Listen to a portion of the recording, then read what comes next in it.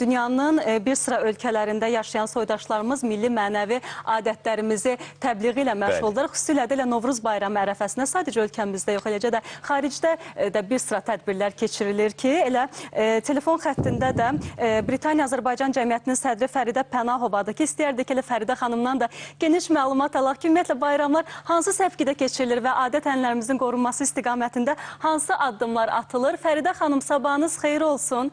Buyurun, eşidirik sizi. Sabahınız xeyir olsun, sabahınız xeyir, çox sağ olun dəvətə görə. İlk növbədə Birləşmiş Krallıqda Azərbaycan icması adından sizə Azərbaycan Dövlət Televiziyasına xaricdə yaşayan Azərbaycanlılarla maraqlandığınız üçün, diasporanı heç vaxt unutmadığınız üçün dərin təşəkkürümü bildirmək istəyirəm.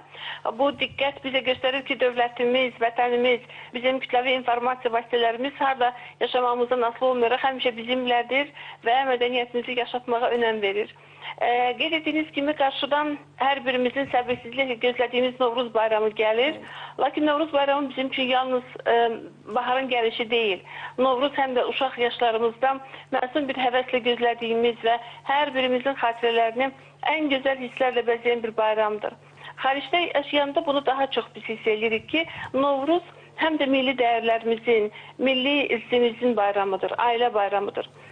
Biz də icma olaraq hər il Novruzu çox böyük coşku ilə qeyd edirik. Bizi Novruza doğru aparan 4 çərşənbələri xüsusilə qeyd edirik. Məsələn, həyətimizdə tonqal qalıyıb üstündən hoppanırıq, qonşuları əvvəldən xəbərdar eləyib papaq atırıq.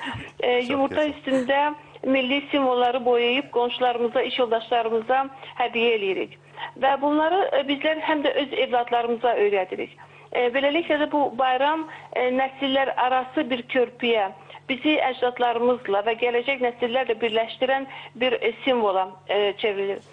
Bir məqamı mən xüsusilə qeyd etmək istəyirəm ki, Londonda Azərbaycandan gələn çoxlu tələbələr təhsil alırlar. Onlar ailələrindən uzaqda yaşayırlar deyə biz onları da təhq qoymuruq. Və hər il icma üzvlərimiz və Azərbaycandan gələn tələbələrimizlə birlikdə Novruz şənlikləri keçiririk. Bu şənliklərə biz yerli xalqın nümayəndələrini, diplomatik missiyaların nümayəndələrini, tanınmış insanları dəvət edirik. Və beləliklə də musiqimizi, rəqslərimizi, mətbəximizi onlarla bölüşürük.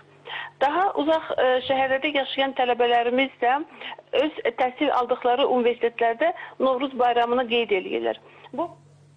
Fəridə xanım, təşəkkür edirik sizə ətraflı məlumat üçün.